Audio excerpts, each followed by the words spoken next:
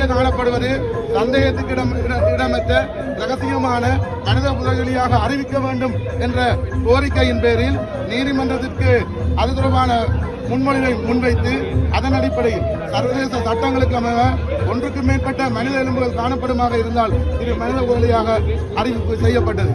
இந்த நிலைமையிலே தான் அதற்கான மேலதிக நிதி தேவைப்படுகின்ற போது அது தொடர்பாக பாராளுமன்றத்தில் உரையாற்றி அதுபோல நிதியை பெற்றுக் கொள்வதற்கான ஆக்கபூர்வமான கருத்தை தெரிவிக்குமாறு கௌரவ பாராளுமன்ற உறுப்பினர் கஜேந்திரகுமார் பொன்னம்பலிடம் நான் வேண்டுகோள் முன்வைத்து அதன் அடிப்படையில் அவர் பாராளுமன்றத்தில் அதை கலைத்திருந்தார்.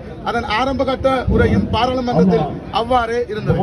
அதனை முற்றுமுழுதாக மறைத்து அரசியல் லாபத்திற்காக பொய்யான கதைகளை கூறி கையெட்டி போராட்டத்தில் ஈடுபட்ட ஒரு தரப்பினர் செம்மணியில் வந்து அரசியல் செய்வது கூறி பொய்யான பிரச்சாரம் செய்திருந்த அதுவும் பாராளுமன்றத்தில் கன்சாட்டில் இடம்பெற செய்திருந்த நபர் இன்று வந்து தேசியம் கதைப்பது மிகவும் எமக்கு கேவலமாக இருக்கின்றது. வழக்கு தாக்கல் செய்த நபராக இதை நான் கூறுவதில் மிகவும் வெட்கப்படுகிறேன். அதனை விட முக்கிய விடயம் இதில் நான் குறிப்பிட வேண்டும் யானெனில் இந்த வழக்கு தொடர்பாக ஐக்கிய நாடுகள் மனித உரிமை அமைப்புக்கு பிரதிநிதிகளுக்கு அது தொடர்பான ஆவணங்கள் அனுப்பப்பட்டு அது தொடர்பான அவர்களிடம் கையளிக்கப்பட்ட நிகழ்வும் இடம்பெற்றிருக்கிறது. ஆகவே உண்மைக்கு புறம்பான கதைகளை கூறி இதனை திரிவடைய செய்ய வேண்டாம்.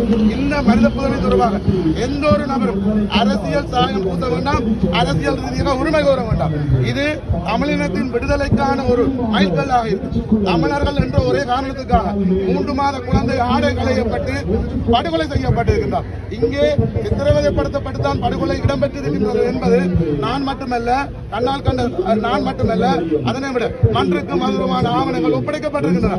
குறிப்பாக அனைத்து உடல்களிலும் ஆடைகள் களையப்பட்டு எந்த ஆபரணங்கள் மற்றும் நிர்மாணமாக சித்திரவதைப்படுத்தப்பட்டு ஒன்றுக்கு மேல் ஒன்று குவியலாக இயற்கைக்கு முரணாக இந்த எலும்பு தொகுதிகள் காணப்பட்டிருந்தன. முதலாவது அடுக்கு எடுக்கப்பட்டு 2வது அடுக்கு எடுக்கப்பட்ட நிலைமையில் தான் 19 இதற்கு கீழும் காணப்படுகின்றன.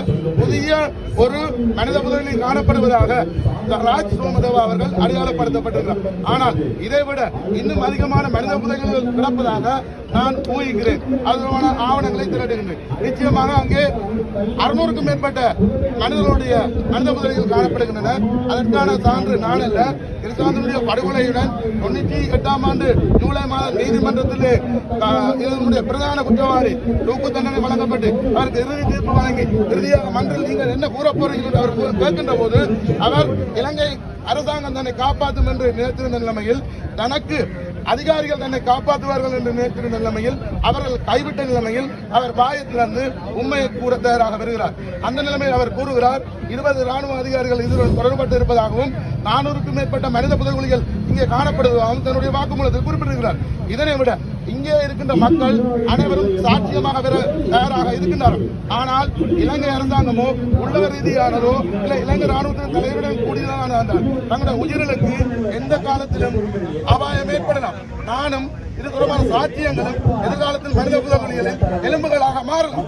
இதனை மீறி இதில் வந்து நேர்மையாக நாங்கள் நிற்கிறோம் என்றால் அதுக்கு ஒரு காரணம், இங்கே படுகொலை செய்யப்பட்ட அனைவரும் தமிழர் என்ற காரணத்தினால் 3 மாத குழந்தை உட்பட முற்றுமுழுதாக படுகொலை செய்யப்பட்டதற்கான காரணம் தமிழர் என்ற ஒரு அடையாளத்துக்காக. அது அவ்வாறாக இருந்தால் நாங்கள் தமிழர் என்ற இனத்துக்காக அடையாளத்துக்காக செய்திருக்கிறார்கள் என்றால் இதைத்தான் நாங்கள் இனப்படுவது என்று கூறுகிறோம். இதைத்தான் உள்ளக தீர்வு நமக்கு தருகிறான் கூறுகிறோம். இதைத்தான் சர்வதேச தலைவருடன் கூட தீர்வு வேணும் என்று கூறுகின்றோம். இதைத்தான் குற்றவியல் நீதிமன்றத்துக்கு கொண்டு செல்லுங்கள் என்று கூறுகின்றோம். இதுதான் சர்வதேச நீதிமன்றத்துக்கு கொண்டு போகிறோம். இதற்குதான் தீர்ப்பாயத்தை போடுங்கள் என்று கூறுகின்றோம். ஆகவே இவ்வாறான ஒரு பொறிமுறையை நோக்கி செல்கின்ற போது வெறும் அற்ப உங்களுடைய பிரபலங்களுக்காகவும் உங்களுடைய அரசியல் தேவைகளுக்காகவும் எந்த ஒரு கட்சிக்கும் எந்த ஒரு சாயமும் பூசாது அனைத்து கட்சிகளும் இந்த இடத்தில் நேர்மையாக வந்து யாரு இதை செய்தார்கள் என்பதை இந்த யூடியூப் சேனல் உண்மையாக வெளியிட வேண்டும். இன்று நான் வந்து இந்த இடத்தில் இத்தனை தகவலை தருகிறேன் என்றால் எனக்கு உயிராபத்து இருக்கிறது. ஏன் நீங்கள் ஒன்றாக நீங்கள் இல்லை, உங்களுடைய அற்ப சலுகைகளை அற்ப உங்களுடைய பேருக்காக பொய்யான தகவல்களை ப்ரொமோட் பண்ணாதீங்க. 628 பேர் லிஸ்டோட எந்த ஆவணம் இருக்கு.